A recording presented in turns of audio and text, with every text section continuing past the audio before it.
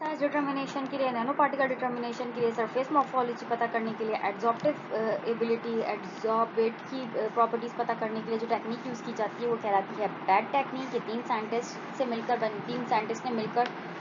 Invent की है, इसलिए हम उन तीनों साइंटिस्ट की फर्स्ट नेम को ही यूज़ करते हुए इसको बैट टेक्निक कहा जाता है। BET के नाम से ही ये रिप्रेजेंट की जाती है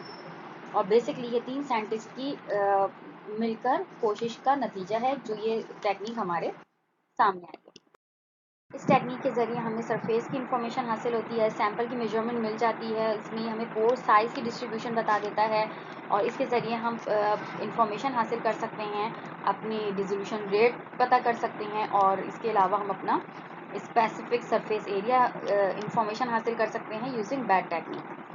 ये भी surface morphology topographic information of a sample ही के लिए है, जैसे कि SAM-TAM और AFMT। तो ये टेक्निक भी सरफेस इंफॉर्मेशन हासिल करने के लिए।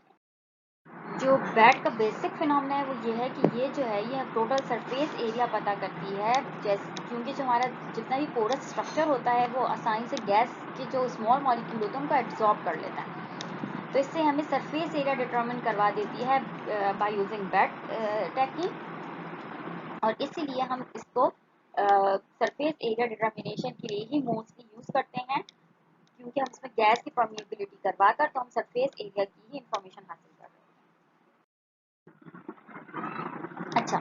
इसमें कुछ होता है इस तरीके से कि जो बैट का इंस्ट्रूमेंट है ये हमारे पास पार्टिकल की एनालिटिकल डिटर्मिनेशन कर रहा होता है, स्पेसिफिक सरफेस एरिया पता कर रहा होता है और इसमें होता कुछ इस तरीके से जो सैंपल है वो प्रॉपरली ड्राइड होना चाहिए नाइट्रोजन पर्जिंग के बाद से, और एक वैक्यूम इसके ऊपर अप्लाई किया जाता है और एक खास टेम्परेचर इसको प्रोवाइड किया जाता है, तो जो गैस का वॉल्यूम होता है वो एब्जॉर्ब हो जाता है सरफेस के ऊपर और उसकी मदद से हमारे पास पार्टिकल्स की मेजरमेंट की जाती है, उसके साइजेस की इंफॉर्मेशन हासिल की जाती है। जितनी भी गैस एब्जॉर्ब हुई होती है उसको हम कोरिलेट कर लेते हैं अपनी पार्टिकल की इंफॉर्मेशन हासिल करने के लिए और इसकी मदद से हम जो है अपने सरफेस एरिया इंफॉर्मेशन हासिल करते हैं कि जितनी गैस एब्जॉर्ब हुई होती है उससे रिलेशन के जरिए हम अपनी सरफेस एरिया इंफॉर्मेशन हासिल कर रहे होते हैं। इसमें हम नाइट्रोजन गैस का इस्तेमाल करते हैं,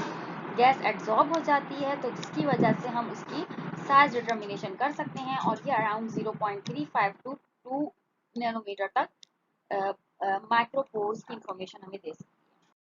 इसकी कुछ बेसिक टेक्निकल इंफॉर्मेशन है कि इसमें हमारे पास सैंपल की रिक्वायरमेंट जो है सैंपल ड्राई होना चाहिए और इसके अलावा हमारे पास जो मेजरिंग रेंज है 1.8 नैनोमीटर से 115 नैनोमीटर है।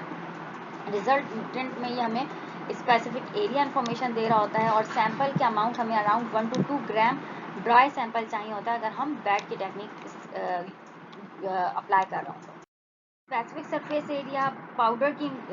का पता कर रहे होते हैं फिजिकली एड्जॉर्बेशन ऑफ अ गैस के जरिए जो कि सरफेस के ऊपर एड्जॉर्ब हो जाती है सॉलिड सरफेस के ऊपर और एज अ रिजल्ट उस गैस की जितनी अमाउंट एड्जॉर्बेट पर गई होती है उसके जरिए हम गैस को की इंफॉर्मेशन को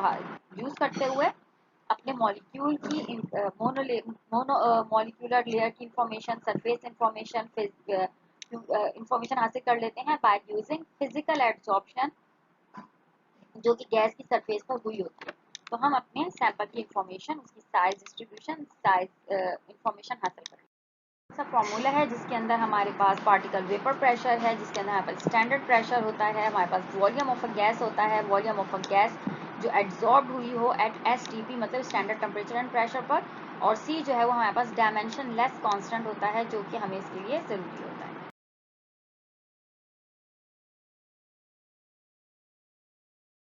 फॉर्म करने के लिए हम कुछ एजम्पशंस का सहारा लेते हैं। हमारी एजम्पशन होती है कि जितनी भी सरफेस साइड्स हैं वो हमारे पास सेम एड्जॉर्प्शन एनर्जी रखती हैं और वो हमारे पास जो एड्जॉर्बेट की जितनी सरफेस साइड्स हैं उनकी सेम एड्जॉर्प्शन एनर्जी है, जो कि हमारे पास यूजुअली आर्गन क्रिप्टॉन या नाइट्रोजन गैस के लिए है। जो हमारे पास सरफेस साइड्स हैं वो डिफाइंड है और एज हमारे पास एरिया जो है सैंपल का और हमारे पास मॉलिक्यूल जो है वो एड्जॉर्ब हो सकता है उसके ऊपर। एड्जॉर्प्शन जो है हमारे पास सॉल्वेंट की वो हमारे पास एक साइड के ऊपर इंडिपेंडेंट होती है एड्जॉर्प्शन ऑफ नेबरिंग साइड। हमारे पास जितनी भी साइड्स की एड्जॉर्प्शन है वो अपने एक दूसरे से इंडिपेंडेंट है, ये हमारी एजम्पशन है। जो एड्जॉर्बेट एक्टिविटी है वो हमारे पास डायरेक्टली प्रोपोर्शनल है हमारी concentration of adsorbate from a monolayer. अच्छा, जो हमारे पास जितनी भी एक्टिव साइट्स हैं वो हमारे पास ऑक्यूपाइड हैं, हमारे पास सिर्फ और सिर्फ बाय ओनली वन पार्टिकल। ये सारी असम्पशंस हैं जो बैट परफॉर्म करने के लिए, बैट एक्सपेरिमेंट परफॉर्म करने के लिए हम करते हैं। करें तो कुछ इस किस्म के यहाँ पर ग्राफ बनते हैं, लेकिन उसमें कितने तरह के आइसोथर्म्स बनते हैं, कितनी तरह के टाइप्स के ग्राफ होते हैं और कौन सा ग्राफ हमें क्या बता रहा होता है वो हम अभी देख रहे हैं। जो हमारे पास आइसोथर्म्स हैं उनके अंदर जो हमारे पास लैंगमर में जो फ्लॉज थे उनको ओवरकम किया है, बैट ने उन फ्लॉज को एड्रेस किया है और ओवरकम किया है बाय दिस एप्लीकेशन। जो बैट थ्योरी ने हमारे पास लैंगमर की थ्योरी को एक्सटेंड किया है मल्टी लेयर एड्सॉर्प्शन तक। उसमें मगर तीन और एजम्पशंस का मतलब तीन और एजम्पशंस इंक्लूड किए। नंबर वन एजम्पशन उसकी ये थी कि जो गैस मॉलिक्यूल हैं वो फिजिकली एड्सॉर्ब होते हैं सॉलिड के ऊपर, और दूसरी उसकी एजम्पशन ये थी कि जो डिफरेंट एड्सॉर्प्शन लेयर हैं वो हमारे पास एक दूसरे से इंटरेक्ट नहीं करती। और तीसरी एजम्पशन ये थी कि जो थ्योरी है वो हमारे पास किसी भी लेयर पर अप्लाई की जा सकती है। ये हमारे पास बैट ने फर्दर तीन एजम्पशंस हमें प्रोवाइड की थी। इसका जो बेसिक वर्किंग प्रिंसिपल है वो कुछ इस तरीके से है कि जो हमारे पास एड्सॉर्प्शन होती है वो हम डिफाइन कर सकते हैं कि हमारे पास कितनी एडहेशन हो रही है एटम की या मॉलिक्यूल की,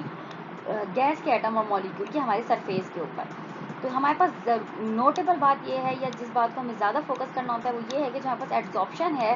वो हम कंफ्यूज ना करें एब्जॉर्प्शन से, क्योंकि absorption is completely a different phenomena and adsorption is a different phenomena. Adsorption is a physical phenomena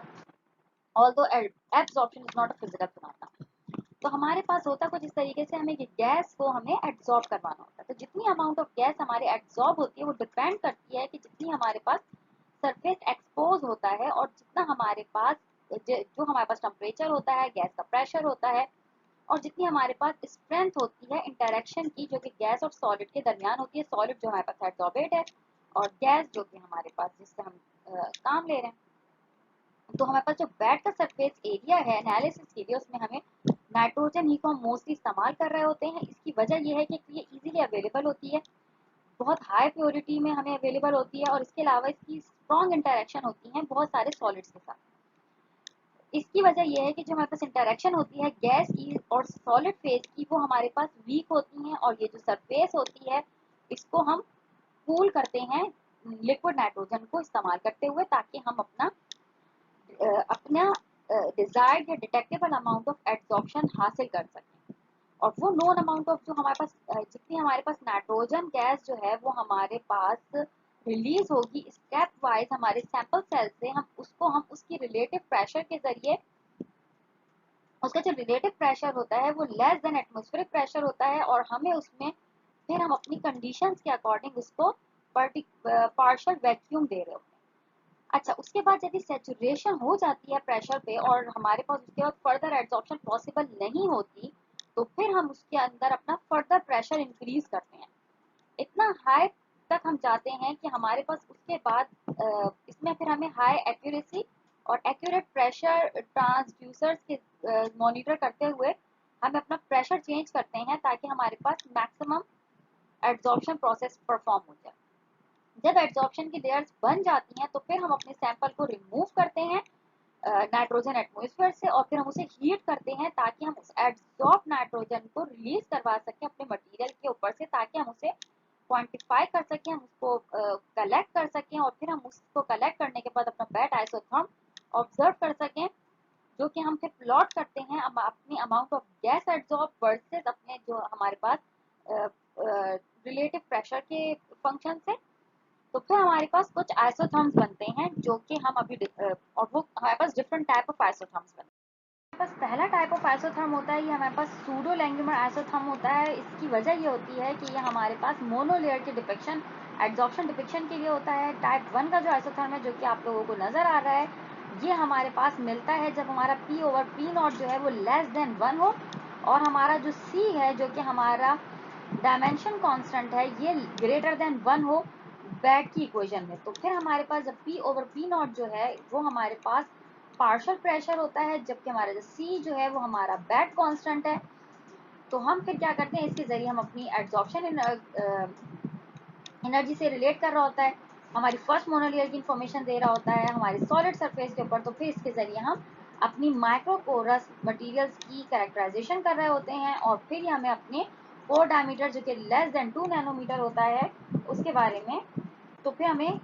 इस तरीके का आइसोथर्म ग्राफ मिलता है जब हमारे पास P ओवर P नॉट जो वो लेस देन 1 हो, जबकि C जो है वो ग्रेटर देन 1 हो।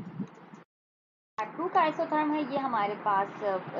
ये थोड़ा डिफरेंट होता है लैंग्यूमर मॉडल के मुकाबले में। ये हमारा थोड़ा सा फ्लैटर रीजन इसके अंदर आ रहा होता है। उसके बाद हमारे पास ये जो है हमारे पास मोनोलेयर फॉर्मेशन दे रहा होता है। ये जो हमारे पास टाइप 2 का आइसोथर्म है, ये तब मिलता है जब C जो है वो बड़ा होता है 1 से बैट इक्वेशन के अंदर। ये जो हमारे पास मोस्ट कॉमन आइसोथर्म होता है, जो कि हमें मोस्टली बैट टेक्निक के जरिए मिल रहा होता है, और ये बहुत लो प्रेशर के ऊपर माइक्रोपोर्स जो होते हैं फिल हो जाते हैं नाइट्रोजन गैस से। और फिर हमारे पास जो मोनोलेयर की फॉर्मेशन है वो हमारे पास होना शुरू होती है, और फिर हमारे पास मल्टीलेयर फॉर्मेशन होना शुरू होती है मीडियम प्रेशर के ऊपर, और फिर हमारे पास हायर प्रेशर के ऊपर कैपिलरी कंडेंसेशन होना शुरू हो जाती है। हमें ये ग्राफ मिलता है जब हमारे पास टाइप 2 आइसोथर्म होता है, तो ये ग्राफ मिलता है जिसमें हमारे पास C कांस्टेंट जो है वो ग्रेटर देन 1 होता है बैट इक्वेशन में। तो हमें टाइप 2 का आइसोथर्म ग्राफ मिलता है जो कि कुछ इस तरह दिखता है, जिसके अंदर एक फ्लैटर रीजन भी मौजूद होता है। ये हमारे पास टाइप 3 का आइसोथर्म होता है, ये हमारे पास मिलता है जब हमारे पास C कांस्टेंट जो है वो लेस देन 1 होता है, और ये हमारे पास मल्टीलेयर की फॉर्मेशन की इंफॉर्मेशन दे रहा होता है। इसका मतलब ये होता है कि मल्टीलेयर फॉर्मेशन हुई है, क्योंकि इसके अंदर हमारे पास कोई भी एसिम्प्टोट या कोई कर्व नहीं बन रहा होता। तो इसका मतलब होता है कि कोई भी मोनोलेयर की फॉर्मेशन बैट में नहीं हुई है। अगर मोनोलेयर की कोई भी मोनोलेयर फॉर्मेशन नहीं हुई, तो इसका मतलब होता है कि बैट जो है वो एप्लीकेबल नहीं है। इस तरीके की ग्राफ्स के इस तरह की ये टाइप ये बता रही है कि बैट इज नॉट एप्लीकेबल, क्योंकि जो C कांस्टेंट है वो लेस देन 1 है, और यहाँ पर कोई असल में ये बैट इनएप्लीकेबल इसलिए है क्योंकि यहाँ पर कोई भी मोनोलेयर फॉर्मेशन नहीं हो रही।